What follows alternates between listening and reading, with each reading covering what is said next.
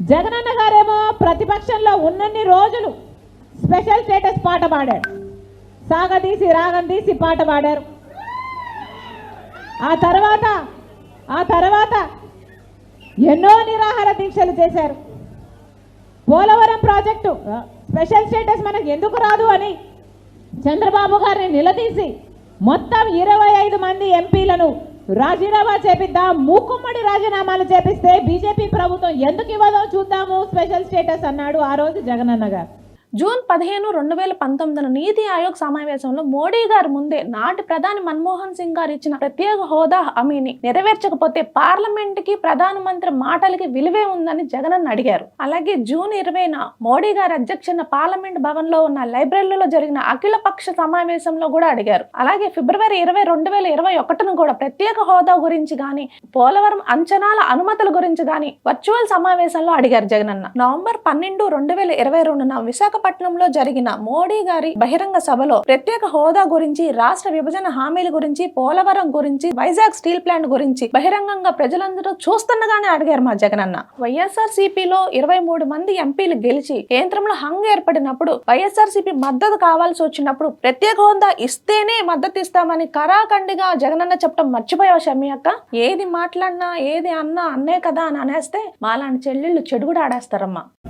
11,50,000 కోట్ల రూపాయల అప్పు ఆంధ్ర రాష్ట్రానికి ఉంది.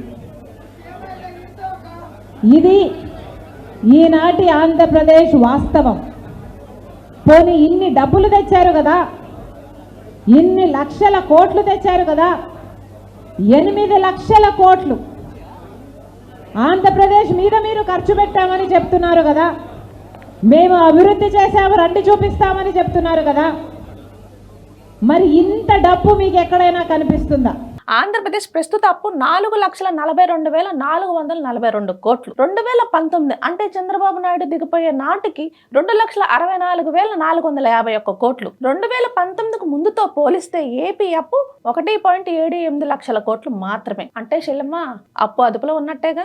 ఇది కేంద్ర మంత్రి నిర్మలా సీతారామన్ గారు ఇచ్చిన నివేదిక. ఇది కూడా తప్పు పడుతూ అప్పటికిప్పటికి తేడా ఏంటంటే ఒకటి, అప్పుడు కేవలం ఎల్లో మీడియా మాత్రమే ఆంధ్రాకి 11 లక్షల కోట్ల అప్పు ఉందని ఏడ్చేది. ఇప్పుడు వీళ్ళతో పాటు మన చెల్లెమ్మ కూడా ఎందుకులే ఇంకా పోతే పంట నష్ట పరిహారం లేదు, ఇన్పుట్ సబ్సిడీలు లేవు, విత్తనాల మీద సబ్సిడీలు లేవు, డ్రిప్పుల మీద సబ్సిడీలు లేవు, అసలు రైతుకు భరోసానే లేకుండా పోయింది. మరి ఏమనాలా? రాజశేఖర్ రెడ్డి గారు కొడుకు పరిపాలన చేస్తున్నాడు కానీ రాజశేఖర్ రెడ్డి గారి సంక్షేమ పాలనకు జగనన్న గారి పాలనకు నక్కకు నాగలోకానికి ఉన్నంత తేడా లేదా?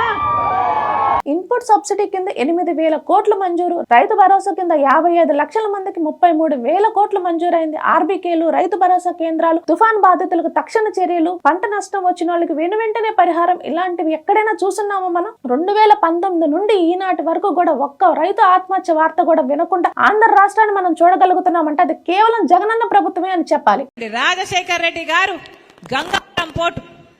గంగవరం పోర్టు రాజశేఖర్ రెడ్డి గారు ఆ రోజుల్లోనే 30 ఏళ్ల తర్వాత మళ్ళీ ఆ పోర్టు ప్రభుత్వం చేతుల్లోకి వచ్చేటట్టు రూపకల్పన చేస్తే జగనన్న గారు 70,000 కోట్లు విలువ చేసే ఆ గంగవరం పోర్టుని కేవలం 6,500 కోట్లు వాల్యుయేషన్ చేసి ప్రభుత్వం వాటా కేవలం 600 కోట్లకు 10% అమ్మేశాడు. ఇక గంగవరం పోర్టు 30 ఏళ్ల తర్వాత కాదు కదా, ఇక ఎప్పటికీ శాశ్వతంగా అసలు ప్రభుత్వం చేతుల్లోకి రానే రాదు. గంగవరం పోర్టులో 90% వాటా డివిఎస్ రాజు గారిది. 6,200 వాల్యుయేషన్ తో ఆ వాటాను అదాని గ్రూప్ కొన్నది. అది ఇద్దరు ప్రైవేట్ వ్యక్తుల మధ్య ఉన్న డీల్. దీనికి ప్రభుత్వానికి ఏంటి సంబంధం? అసలు నిజాలు తెలుసుకోకుండా చంద్రవంకలు ఇచ్చే స్క్రిప్ట్ చదివితే ఆఖరికి నువ్వు పరిస్థితి ఎలా ఉంటుందంటే చంద్రబాబు నాయుడు కొడుకు పుడితే పప్పు అవుతాడు, అలాగే కూతురు పుడితే షర్మిల అవుతుంది అన్నట్టు అయిపోతుంది.